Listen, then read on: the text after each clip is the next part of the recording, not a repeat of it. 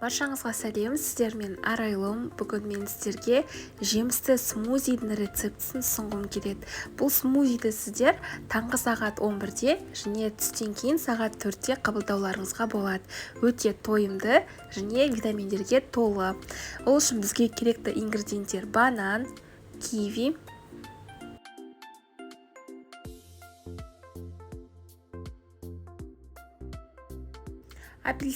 апельсин негізі міндетті емес, бірақ мен апельсиннің шырынымен смузиді жасайтын боламын. Согын шығарып аламыз. Енді бізге алма. Туралған жемістерімізді енді барлығын біз блендерға салатын боламыз. Бірінші кезекте алма, екінші ол бізде киви.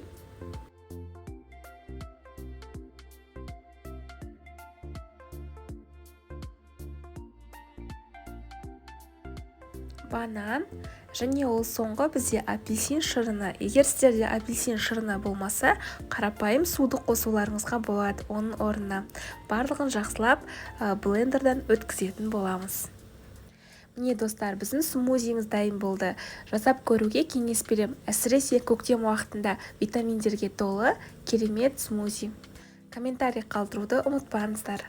Сіздермен болған Арайлым. Каналыма тіркеліп, лайк басуды ұмытпаңыздар. Достар, каналыма тіркелгеннен кейін қоңыраушаны басып, все деген нүктені таңдауды ұмытпаңыздар. Сол кезде алдағы видеоларды барлығын бірінші болып көретін боласыздар.